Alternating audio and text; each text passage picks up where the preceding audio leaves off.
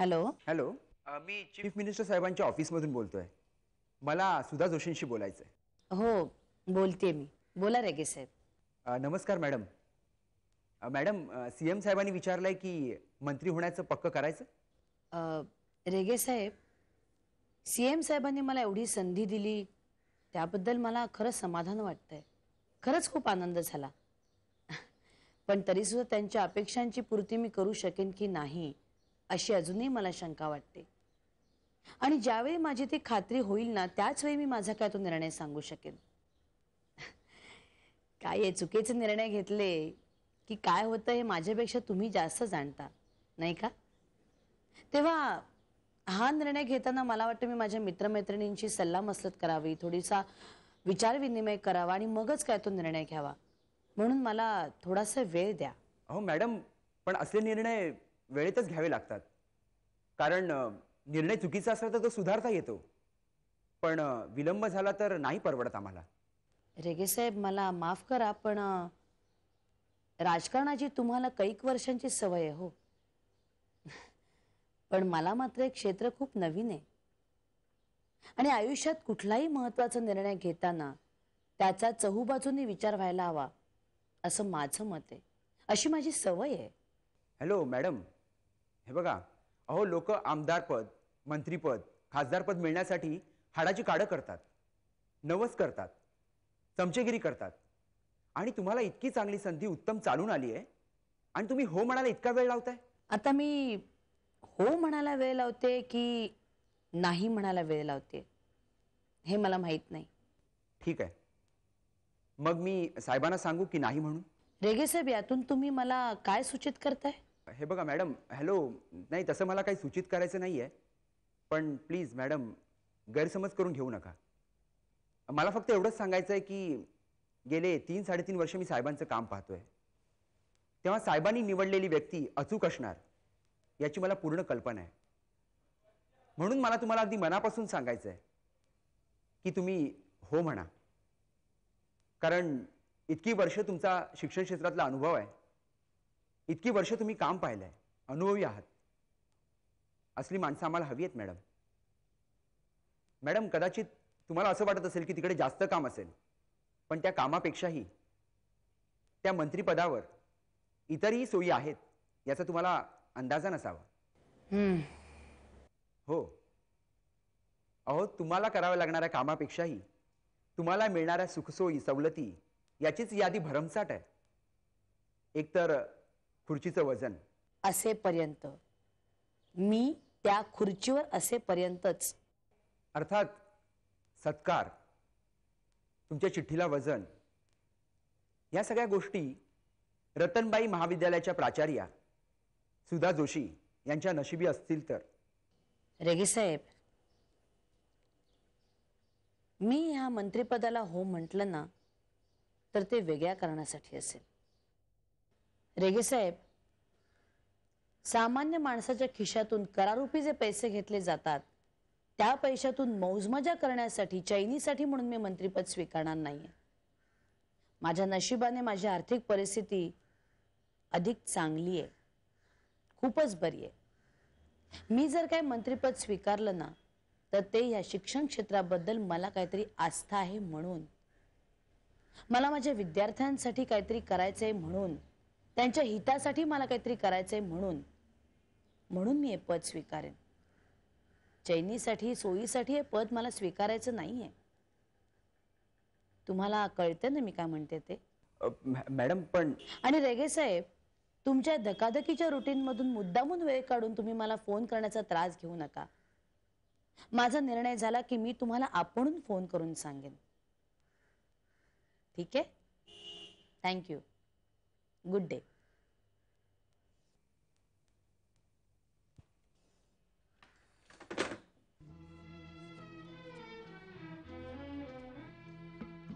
हाय. हाय.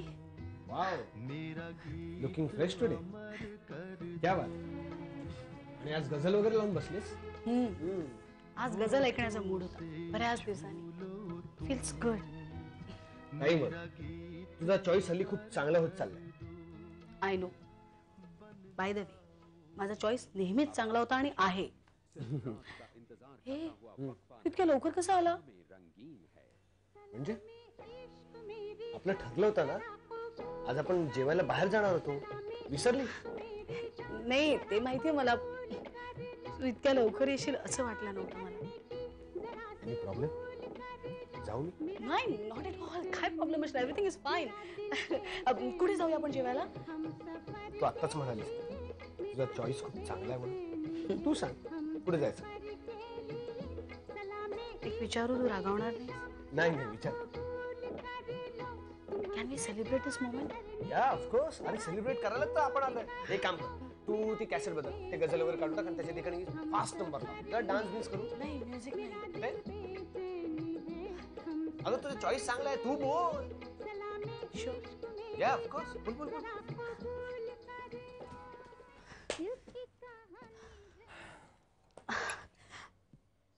आपण एक ड्रिंक घेऊया.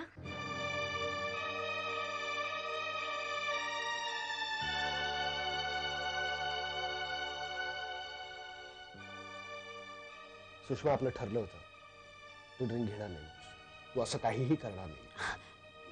तर आजचा दिवस, यापुढे कधीही नाही, प्रॉमिस. तू मला प्रॉमिस केलं होतंस यापुढे तू कधी ड्रिंक घेणार नाही म्हणून.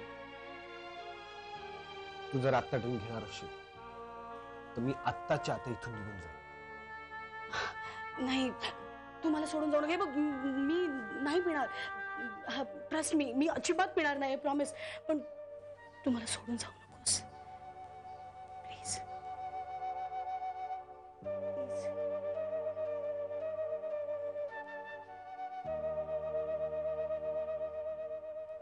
तुझ्यासाठी गंमत आणली.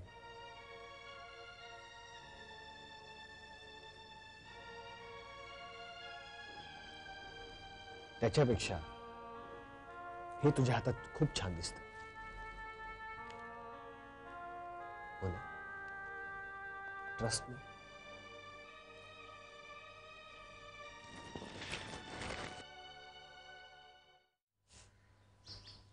ती भुरभुरीत झालेत केस. आज रात्री मला आठवण करा तेल लावायची, नाही तर तशीच झोपून जाशील. आई, मी बांधू वेणी तिची? नको ग, तू काहीतरी लिहितेस ना ते पूर्ण कर, मी घालते वेणी. अगं वेणी घालायला किती वेळ लागतो? तेच म्हणते मी, वेणी घालायला किती वेळ लागतो? शी यार, आता हिच्या जिंज्या उपटायची संधी गेली. कशी जिल्ली? तुला अजून स्वतःचे केस स्वतः बांधायला लागेपर्यंत खूप वेळ आहे. एक संधी हुकली तर काय झालं? नीट बस, बघ सगळे केस परत सुटले. धपाटा घालू का आता? घालू का काय विचारते? मस्त 2-3 धम्मक लाडू दे तिला. असले दुपाटे ना तुलाच मिळतात. हसतेस काय? तू लिही बघू काय लिहितेस ते, नाहीतर संपादकांचे फोन येतील ना अजून आर्टिकल झालं नाही म्हणून. हो हो. आणि चिंगुटले, तुझं पण ना अलीकडे अभ्यासातलं लक्ष कमी झालंय. हा, मुळीच नाही ग. मुळीच नाही काय? मुळीच नाही? मग गणितात मार्क कमी कसे मिळाले? पैकीच्या पैकी मिळायला पाहिजेत. अगं मी घाईघाईत लिहिलं. हेच हेच तुझं नडतं. घाईघाईत पेपर लिहून टाकतेस. पेपर लिहून झाला की तो आपण तपासायला हवा आणि मगच बाईंकडे द्यायला हवा. एकदा का सगळा पेपर लिहून झाला की मग अरे रे हे उत्तर आपल्याला येत होतं असं म्हणून काही उपयोग नाही. कळतंय का मी काय म्हणते ते? अगं मला माहित आहे ग, किती वेळा सांगशील तू हे? माहितीये मला. आगाऊपणा पुरे झाला. तुझ्याकडे ना प्रत्येक प्रश्नाची उत्तरं तयार असतात. दे. रिबीने हरवल्या वाटतं आपल्या. दप्तर भरून झालं? 5 मिनिटात भरून होईल. तुला किती वेळ सांगितलंय ग दप्तर आधी भरून ठेवत जा म्हणून. ऐकायला किती घाई होते मग. एक काम धड करत नाहीस तू. ए आई, आपल्या घरी खूप पाहुणे येतात तेव्हा आपण त्यांचं हवं नको ते पाहतो ना, त्याला काय म्हणतात ग? असा एक शब्द आहे. आठव ना. अगदीच आठवलं नाही ना तर मग मी सांगेन तुला. मीही सांगितलं असतं. हा मग सांग ना. पण तू आधी माझ्या झिंज्या उपट. झिंज्या उपट उपटू काय मग? आकांक्षा, तू पण काय काय हिच्याच वयाची होऊन जातेस. काय गो, माझा शब्द अडलाय ना. अगं जरा आठवायचा प्रयत्न कर. काय माहितीये का आकांक्षा, आपल्याला आठवत नाही असं आपण एकदा मनाशी ठरवलं ना की एकतर ते आपण सोडून तरी देतो, नाही तर दुसऱ्याला विचारतो. आपल्या मेंदूला चालना म्हणून आपण देत नाही आणि हे चुकीचं आहे. कळलं? जर आठवायचा प्रयत्न कर. माझी खात्री आहे तुला नक्की आठवेल तो शब्द. कशी झाली एका मुलीची गंमत. अक्षता प्लीज सांग ना. आकांक्षाताई, आपली आई जर मंत्रीण झाली ना तर सगळे लोक तिला काय करतील ग? सर बर आई. हा थँक्यू. ठीक आहे ठीक आहे. ए आई, पण तू मला सांगा, तू होणार ना ग मंत्रीण? मंत्रीण काय, नीट म्हण. मंत्री. आई, मी हल्ली शाळेत भाव खायला लागली आहे. हम्म. मला त्या दिवशी ना मैत्रिणींनी कॅप्टन केलं होतं. अरे वा, धन्य आहे पण तुझी. हं? मी अजूनपर्यंत ठरवलेलं सुद्धा नाही की मंत्री व्हायचं की नाही, आणि तू लगेच त्याचा फायदा उठवायला लागलीस. अगं मी नाही म्हटलं, त्यांनीच म्हटलं हो तू का? कॅप्टन होशील का? आता नाही म्हणणं बरं दिसतं का? म्हणून अगं तू सांग आता मला. ए आई, पण तू होणार ना ग मंत्री? आई काय ठरवलंयस ग तू? आकांक्षा, अगदी खरं सांगू, मी काहीच ठरवलेलं नाहीये. एकीकडे वाटतं की आपण हो म्हणून टाकावं, कारण मला शिक्षण क्षेत्रात काहीतरी करायचंय म्हणून, आयटीत संधी चालून आली म्हणून. पण दुसरीकडे असं वाटतं की नको, सरळ नाही म्हणून सांगावं. तर त्या राजकारणी लोकांचा मला भयंकर तिटकार आहे. ती राजकारणी मंडळी एक एक, आणि घराकडे दुर्लक्ष होईल, अक्षताकडे दुर्लक्ष होईल, म्हणून काहीच ठरत नाही माझं. आई, तू माझ्या अभ्यासाची काळजी करू नको हा. अगं मी अभ्यास करेन. हो का? पण मग तुझ्या आकांक्षताईला आवडेल का विचार ना मी मंत्री झालेलं. न आवडायला काय झालंय? आई तू त्या वाटेला जाऊ नयेस असं मला वाटतं. पत्रकारिता कळायला आणि करायला लागल्यापासून मला राजकारणाची अनेकविध रूपं दिसायला लागली आहेत, आणि म्हणून तू त्या फंदात पडू नयेस असं मला वाटतं. आई तू कितीही स्वच्छ राहायचा प्रयत्न केलास ना, तरी ती माणसं ह्या ना त्या मार्गाने तुला बिघडवण्याचा प्रयत्न करतील. अर्थात हे माझं मत आहे. तू माझ्यापेक्षा जास्त अनुभवी आणि विचारी आहेस. तू जो काही निर्णय घेशील तो अगदी योग्य असेल ह्याची मला खात्री आहे. चला, तो विचार आपण नंतर करू.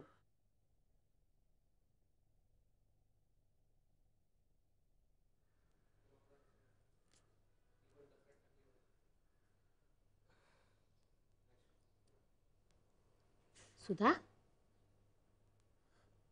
ए सुधा, खाय ग. अगं निवडलेली भाजी कचऱ्यात टाकतेस तू. कसला विचार करतेस? काही काम आहे का? जा, तुझं काम तू कर, मी निवडते भाजी. नाही ग, काही काम नाहीये. पण नुसती पड हवी तर आराम कर, उगीच तडतड करू नको जीवाची. नाही ग अक्का, मी नाही तडतड करत आहे. मी विचार करत होते. कसला? मुख्यमंत्र्यांनी मला जी ऑफर दिली आहे ती स्वीकारायची का नाही. तू म्हणजे ना एक जगावेगळी बाई आहेस. अगं लोक इथे मंत्रीपद मिळावं म्हणून काय वाटेल ते करतायत, आणि तुला आमंत्रण आलंय तर तू विचार करतेस त्याचा. अक्काने नुसता विचारच नाही तर मी निर्णयही घेतलाय. कसला?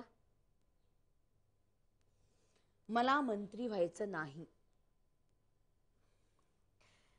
तुझी इच्छा नसेल तर ठीक आहे, पण काम जमणार नाही म्हणून जर नाकारत असशील ना तर ते चूक आहे. जगात कुठलंही काम अवघड नसतं. प्रयत्न केला की सगळं जमतं आपल्याला, आणि तुला ते नक्की जमेल, मला खात्री आहे. अक्का, आजपर्यंत आलेली प्रत्येक आव्हानं मी स्वीकारलीच ना. नाही म्हटलंय कधी. पण अक्का, मला माझ्या महत्वाकांक्षी इतकंच माझं कुटुंबही महत्वाचं वाटतं. काहीतरीच बोलणं आहे तुझं. अगं हल्ली इतक्या बायका राजकारणात पडल्या आहेत, मंत्री झाले आहेत. त्याने काही त्यांचा स्वतःचे संसार नाहीत, मुलं बळ नाही आहेत ना. मग पण अक्का, प्रत्येकाचे प्रॉब्लेम्स वेगळे असतात. प्रत्येकाची सुखाची कल्पनाही वेगळी असते. आज काय तत्वज्ञानात शिरायचं ठरवलंस की काय? तत्वज्ञान कसलं आलंय अक्का? मग अक्का, पण जेव्हा आकांक्षानं आत्महत्येचा प्रयत्न केला ना, तेव्हाच माझे डोळे खाडकन उघडले. तेव्हा माझ्यासाठी धोक्याची पहिली घंटा होती. आणि अक्का तेव्हाच मी ठरवलं की यापुढे आपल्या घरात असा प्रसंग घडता कामा नये. बस. तू कमाल करतेस सुद्धा.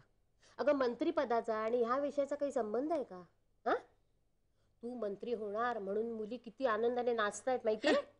आणि तू मंत्री झालीस याचा जास्त अभिमान मुलीला होणार आहे. अक्का, आकांक्षाने आतापासूनच माझ्या मंत्रिपदावर टीका करायला सुरुवात केली नाही आणि तिची टीका रास्तही आहे. अक्का, मुद्दा तो नाहीये. आकांक्षासाठी किंवा आणखीन कोणासाठी मी मंत्रिपद नाकारते असं नाहीये. एकदा मंत्री झाले की मला माझ्या मुलींसाठी वेळच देता येणार नाही आणि म्हणून मला मंत्रिपद नकोय. एवढंच ना? अगं मग त्यात काळजी कसली करतेस? मुलींकडे मी आहे बघायला, काही काळजी करू नकोस. तू आहेसच ग, पण अक्का तू त्यांची आजी आहेस आणि त्यांच्या वाढत्या वयात त्यांना आपल्या आईची गरज भासणारच ना. आणि आपल्या घरात आई आणि बाप ह्या दोन्ही भूमिका मीच करते आणि मला माझ्या महत्वाकांक्षेपेक्षा सुद्धा मला माझ्या मुलींचं भविष्य जास्त महत्वाचं वाटतं. आणि मंत्री म्हणून मिरवण्यापेक्षा मला माझ्या मुलींची आई होणं जास्त आवडेल आणि म्हणून मला मंत्री व्हायचं नाही.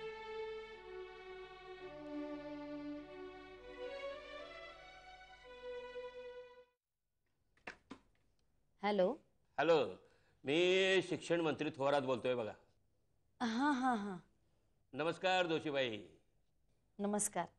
नाही, आपण कधी भेटलो नाही, पण तुमच्याबद्दल बरंच ऐकलं होतं बघा मी. परवा वर्तमानपत्रात छापून आलेली तुमच्या भाषणाची बातमी वाचली होती. अच्छा. नाही नाही, चांगला म्हणजे एकदम चांगला विचार मांडलाय तुम्ही. अहो, कोणीतरी हे करायलाच हवं होतं. शिक्षण क्षेत्रात आणि हिंसाचार ऐकायला बरं वाटत नाही नाही. हो ना. तुम्ही मुख्यमंत्र्यांना भेटला होतात म्हणे. हो, म्हणजे त्यांनीच मला भेटायला बोलावलं होतं. मग काय विचार ठरला तुमचा? कसला? हाच की, मुख्यमंत्र्यांनी दिलेली ऑफर तुम्ही स्वीकारणार की नाही? कमाल आहे. हे तुम्हाला कसं कळलं? अहो, भिंतीला कान असतात हे तुम्हाला ठाऊकच आहे. अहो, आता तर इलेक्ट्रॉनिकचे पॉवरफुल कान असतात. थोरात साहेब, तुम्हाला ही बातमी ऐकून खूप आनंद होईल. मी मंत्रिपद नाकारलंय. तुमची खुर्ची अजूनही शाबूत आहे. काय सांगताय काय तुम्ही? अहो, तुम्ही म्हणजे अगदी जगा ही वेगळ्याच बाई दिसताय.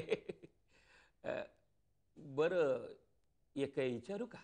हो, जरूर विचारा ना. नाही म्हणजे काय कारण काय आहे? कारण मी मुख्यमंत्र्यांना सांगेन. अजून काही?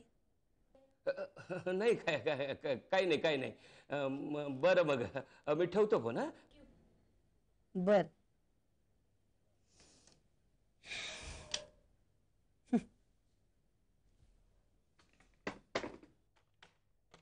नमस्कार साहेब. भाई टाळी दे.